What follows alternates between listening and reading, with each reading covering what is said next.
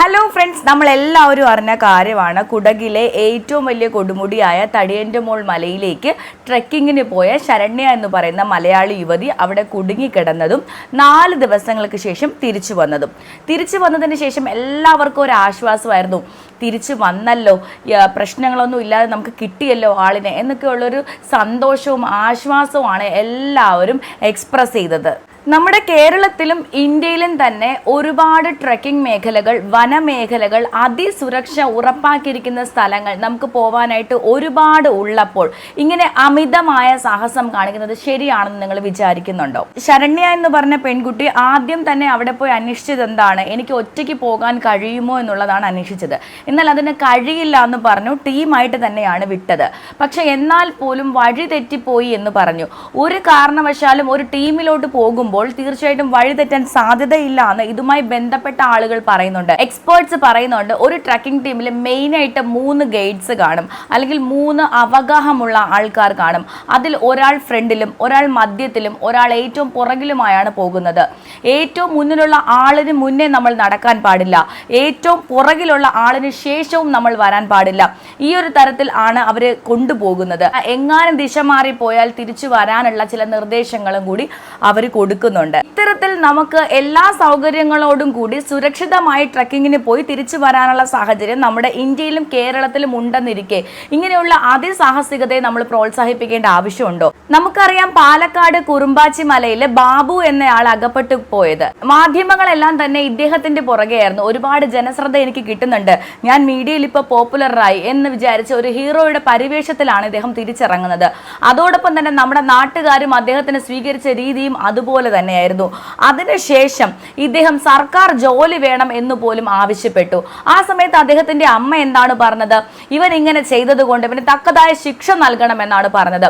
ഇദ്ദേഹത്തിനെ പുറത്തു കൊണ്ടുവരാനായിട്ട് 75 ലക്ഷത്തോളം രൂപ നമുക്ക് സംസ്ഥാന സർക്കാരിന് ചെലവായിട്ടുണ്ട് എന്നുള്ളതും ഒരു പ്രാഥമികമായ കണക്കാണ്. ആക്ച്വലി എന്താണ് ഇതിന്റെ ആവശ്യകത? ശരണ്യ എന്ന യുവതി വളരെ നിസ്സാരവൽക്കരിച്ച് ഇതിനെ പറയുമ്പോൾ കാടിനോട് അടുക്കാൻ ഇഷ്ടമുള്ളവർ, കാടിലേക്ക് പോവാൻ ഇഷ്ടമുള്ളവർ, യുവതലമുറകൾ കേൾക്കേണ്ട താമസം വിത്തിൻ സെക്കൻഡ്സിനകത്ത് എല്ലാ സാധനങ്ങളും പറക്കി കെട്ടി പെട്ടെന്ന് തന്നെ കാടിലേക്ക് പോകാൻ നിൽക്കും. കാര്യം എന്തുവാ? റീച്ച്, പിന്നെ വൈറലാവാം. 4 ദിവസം ചെന്ന് അവിടെ ഇരുന്ന ഒന്നും ഇല്ലെന്നല്ലേ പറയുന്നത്. ഇങ്ങനെ ലഘൂകരിച്ച് നമ്മൾ കാടിനെ കാണാൻ പാടില്ല. കാട് വന്യമായ ഒന്നാണ്. അതായത് രാവിലെ പോലും ഇരുട്ട് നിറഞ്ഞ സ്ഥലങ്ങൾ കാടുകൾക്കുള്ളിലുണ്ട്. ഉൾക്കാട് വളരെ ഭീകരത നിറഞ്ഞ തന്നെയാണ്. വന്യമൃഗങ്ങളുണ്ട്. അപ്പോൾ ഒരുപാട് നാശനഷ്ടങ്ങൾ, നമ്മുടെ മനുഷ്യ ജീവന് തന്നെ അപകടം സംഭവിക്കാവുന്നതാണ്. അപ്പോൾ ഇത് നമുക്കൊരു നിസ്സാരമായിട്ട് മിന്നാമിനുങ്ങളുടെ നുറുങ്ങുവെട്ടം ഉണ്ടെന്നും പാറപ്പുറത്ത് മലർന്നു കിടന്ന് സാറ്റലൈറ്റ് നോക്കാൻ പറ്റുമെന്നും ഇങ്ങനൊന്നും ലഘുവായിട്ട് നമ്മൾ പറയരുത്. നിങ്ങൾ ആരും തന്നെ ഇത് ആവർത്തിക്കരുത്. ഞാൻ വളരെ ബുദ്ധിമുട്ടിയുള്ളൊരു അന്തരീക്ഷത്തിൽ നിന്നാണ് ഞാൻ വന്നത് എന്നാണ് സമൂഹത്തിലേക്ക് ഇത് പറഞ്ഞു കൊടുക്കേണ്ടത്. ഒരിക്കലും ഒരു നിസ്സാരം പോലെയല്ല ഇങ്ങനെ ഒരു കാര്യം അവതരിപ്പിക്കേണ്ടത്. കാടിനുള്ളിൽ ഞാൻ 1/2 ലിറ്റർ വെള്ളവുമായി നടന്നു.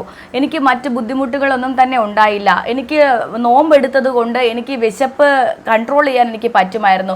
ഞാൻ ആ വെള്ളം കുടിച്ച് ഞാൻ അവിടെ ജീവിച്ചു. ഒരു പാറപ്പുറത്ത് ഞാൻ ഇരുന്നു. ഞാൻ ആദ്യത്തെ ദിവസം ഇങ്ങനെ വഴി അന്വേഷിച്ച് നടന്നു. തളർന്നത് കൊണ്ട്, കാലുവേദന ഉള്ളത് കൊണ്ട് ഞാൻ ഒരു സ്ഥലത്തിരുന്നു. 2ാമത്തെ ദിവസവും ഞാൻ അന്വേഷിക്കാൻ നോക്കി, പക്ഷേ എനിക്ക് പറ്റിയില്ല. അപ്പോഴത്തേക്ക് മഴയൊക്കെ ആയി വീണ്ടും ഞാൻ അവിടെ തന്നെ വന്നിരുന്നു. പിന്നെ ഡ്രോണോ എന്തെങ്കിലും സഹായത്തിന് എത്തുമെന്ന് കരുതി ഞാൻ ആ സ്ഥലം തന്നെ സുരക്ഷിതമായി സ്വീകരിച്ച് അവിടെ തന്നെ ഇരുന്നു.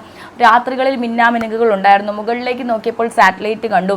ഇങ്ങനെയൊക്കെ പറയുമ്പോൾ, ലഘൂകരിച്ച് പറയുമ്പോൾ നമ്മുടെ സമൂഹം, നമ്മുടെ യുവതലമുറ, എന്തിനും പുറപ്പെടുന്ന തലമുറ ഞാനും ഒന്ന് ട്രൈ ചെയ്ത് നോക്കട്ടെ, ഇത്രയാണോ കാടിനകത്തുള്ളത്? വന്യതയൊന്നുമില്ല, ഭീകരാന്തരീക്ഷമില്ല, വന്യമൃഗങ്ങളൊന്നും തന്നെ ഇല്ല. എന്നാൽ ഞാൻ ഒരു 4 ദിവസം അവിടെ ചെന്ന് അഡ്വഞ്ചർ ആയിട്ടുള്ള ട്രിപ്പ് നമുക്ക് പയ്യന്മാരൊക്കെ ആയിട്ട് സെറ്റ് ചെയ്ത് പോയി കഴിഞ്ഞാൽ നമ്മളെ അന്വേഷിക്കാനും നമ്മളെ കണ്ടെത്താനും ആളുകൾ വരികയും ചെയ്യും. നമ്മൾ വൈറലും ആവും. എവിടെയെങ്കിലും ചെന്നൊന്ന് ഇച്ചിരി ഒളിച്ചിരുന്നാൽ മതി എന്നൊരു ചിന്ത എല്ലാവർക്കും ഉണ്ടാവും. പോസിറ്റീവ് പബ്ലിസിറ്റിയെ പോലെ ഒരു ഘടകം തന്നെയാണ് നെഗറ്റീവ് പബ്ലിസിറ്റി എന്ന് പറയുന്നതും. അതിനുവേണ്ടി നമ്മുടെ യുവതലമുറ പുറപ്പെടില്ല എന്ന് എന്തെങ്കിലും ഉറപ്പ് പറയാനുണ്ടോ? നിങ്ങളുടെ കയ്യിൽ ഭയങ്കര സാഹസികതയും മനസ്സിന് ധൈര്യവും കുറേ നാൾ ജീവിക്കാനുള്ള എനർജിയും നിങ്ങൾക്ക് കായിക ബലവും ഒക്കെ ഉണ്ടെന്ന് കരുതി നിങ്ങൾ മൃഗങ്ങൾ താമസിക്കുന്നിടത്തേക്ക് ചെല്ലുമ്പോൾ അവർക്ക് അതൊന്നും വലിയ വിലയുള്ള കാര്യമില്ല. നിങ്ങളിനി എത്ര സൂപ്പർമാനാണെന്ന് പറഞ്ഞാൽ അവന്മാർ കടിച്ചു കീറി ദൂരെ എറിയും. അതുകൊണ്ട് നിങ്ങൾ ചെയ്യേണ്ട കാര്യം എന്ന് വെച്ചാൽ നിങ്ങൾ കൺട്രോൾഡ് ആവുക. അതായത് നിങ്ങൾ കുറച്ച് റൂൾസ് ആൻഡ് റെഗുലേഷൻസ് പാലിക്കാൻ ശ്രമിക്കുക. സാഹസികത കാണിക്കുന്നതും ഒക്കെ നമുക്ക് ഇഷ്ടം തന്നെയാണ്. പക്ഷേ വലിഞ്ഞു കയറി അപകടങ്ങൾ വരുത്തി വയ്ക്കുന്നതും നിങ്ങൾക്കതൊരു രസമായിരിക്കാം. ബാക്കിയുള്ളവരുടെ സമയത്തിനും അവരുടെ പൈസയ്ക്കും അവരുടെ എനർജിക്കും ഒക്കെ ഒരു വില നൽകണം. നിങ്ങളെയൊക്കെ തേടി എത്രയോ മണിക്കൂറുകളോളം കിലോമീറ്ററുകളോളം ആൾക്കാർ അന്വേഷിച്ച് നടന്നതിന് അവരുടെ സമയത്തിനൊക്കെ ഒരു ഇച്ചിരി വില കൊടുക്കണം. അതുകൊണ്ട് ദയവ് ചെയ്ത് ഇങ്ങനെയുള്ള പ്രവൃത്തികൾ ആവർത്തിക്കാതിരിക്കുക. ഇങ്ങനെയുള്ള പ്രവൃത്തികൾ ചെയ്യുന്നവരെ നിങ്ങൾ വീരന്മാരായുള്ള പരിവേഷം നൽകാതിരിക്കുക. എന്താണ് നിങ്ങളുടെ അഭിപ്രായം? Comment below.